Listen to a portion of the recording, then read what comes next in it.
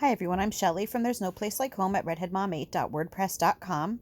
So the other night, a subscriber of mine messaged me and asked me if I could do a video on this survey. So her kids asked to go back to school this year, and last week her children were given a survey at school that they had to fill out. And she was telling me that there are a lot of parents that are really, really upset about this survey. So let's see what she's talking about.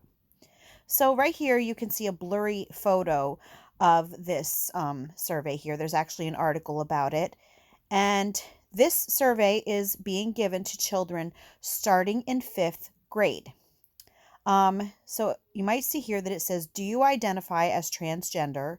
Which of the following best describes your sexual orientation? And we'll find out later in the article that that question specifically is only given to sixth grade and up. But the fifth graders are asked the transgender question. So some of the choices that they give you, well, all of the choices it looks like, I'm not sure though: straight, heterosexual, gay or lesbian, bisexual, pansexual, asexual, questioning my sexual orientation. And again, I want to remind you that this question is being asked by a school of children as young as sixth grade. So what it says here is CMS survey asks students to identify sexual orientation. Students as young as sixth grade are being asked questions that some Charlotte parents feel are too mature for their kids. Now, I want to point out that in the second paragraph here, it says, the voluntary survey is being given to students starting in fifth grade. While all of those students are being asked to voluntarily identify their gender identification, students starting in sixth grade are being asked to identify their sexual orientation.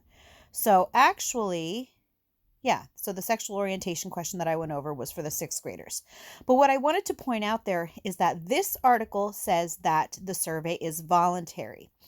However, the parent that I spoke to was telling me that it was mandatory for her daughter to fill out. It was actually filled out in school. Parents were not notified about this, which is why they're understandably upset about it. They were not notified, and their children had to fill this survey out in school. So not voluntary. And apparently the woman who messaged me was telling me that every time that a student would ask the teacher a question about it, or if they wouldn't understand what a word meant, the teacher would get mad and would refuse to answer any questions that they had. Now, I'm just going by what this person told me. She told me that she heard the same story from other parents in the school too, that the teachers were refusing to answer questions that the kids had about this. So the article saying that it's voluntary it's different than what I am hearing from an actual parent. Another thing that I want to point out is that at one point in this article, it says that the survey is anonymous, which is what the parents were told after they did hear about it.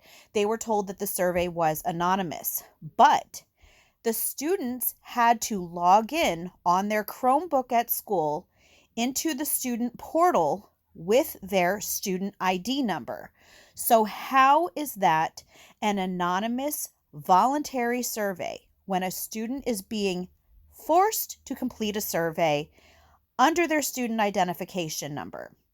And this raises a lot of really serious questions about privacy and about what exactly do they want this information for from fifth and sixth graders, and children older too, but starting as young as fifth grade.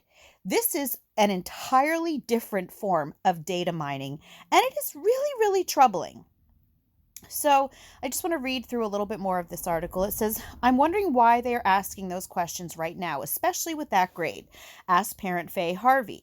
CMS says sharing a survey that includes those terms could help to better assess the current student climate.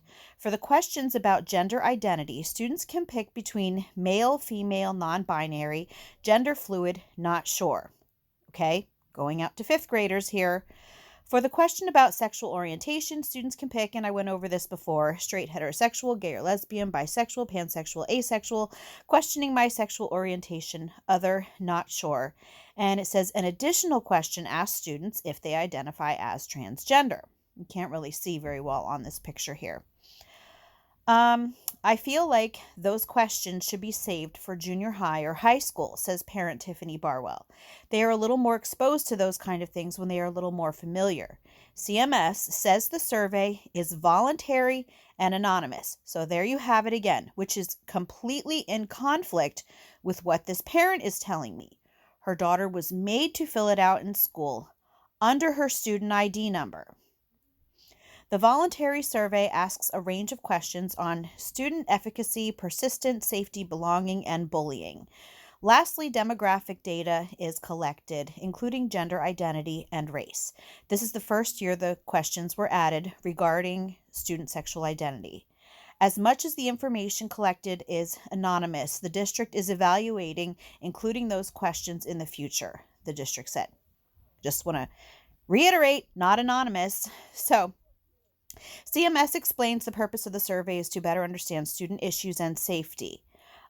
Students' responses are anonymously reported to the district's Title IX office.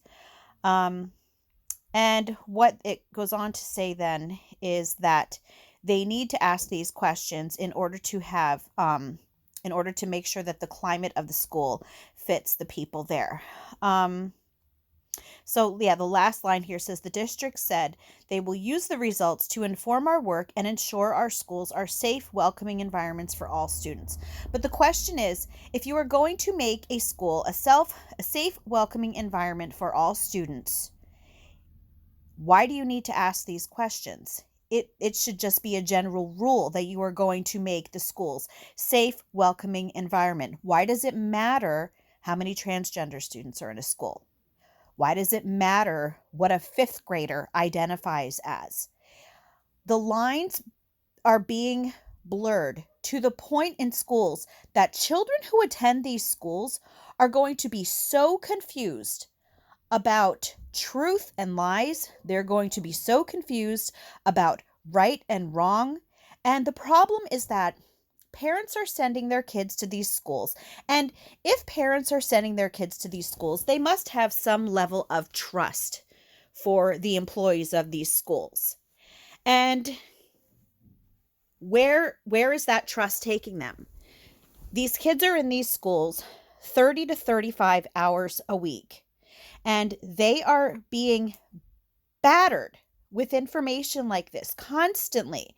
And not only now are they being, having this information thrown at them in their lessons and in their curriculum and in assemblies and every aspect of their school, but now they're taking it one step further and they are digging into the private lives of these young children. Fifth grade is young. There is no conceivable reason that a school would need to know this information about any kid. I don't even care if it would be a high schooler. But to be asking questions like this of fifth and sixth graders at a school are completely reprehensible, and parents have every right to be outraged about this. So, people ask me why I homeschool. This is one of the reasons. Yeah, I'd probably have about 50 reasons that I homeschool, maybe even more. But it seems that the schools they're starting to give people more and more and more reasons to do it. Parents, you need to wake up. This sort of thing is not okay. These schools are overstepping their boundaries. They are your children, and your child's private life is not the business of any school. And you've got to learn, like the parent who messaged me, you've got to learn to actually pay attention and read between the lines. Because even though the school told the parents after the survey was taken that it was anonymous, she actually was able to put two and two together and think, wait a minute, if they had to log into their Chromebook in the student portal with their student ID, how is that anonymous? Parents, you really need to start paying attention. You need to be vigilant And if there is any way possible, you need to get your kids out of these schools because from what I'm seeing, nothing good is coming from them. That's all that I have for you today. If you like this video, give it a thumbs up. If you haven't subscribed yet and would like to hear more of what I have to say, I would love if you would do that. If you have any questions or comments, you can leave one over on Instagram because YouTube disables my comments. And if you like my work and would like to check out my Patreon page, I will leave a link in the description box for that as well. And I hope you have a great day.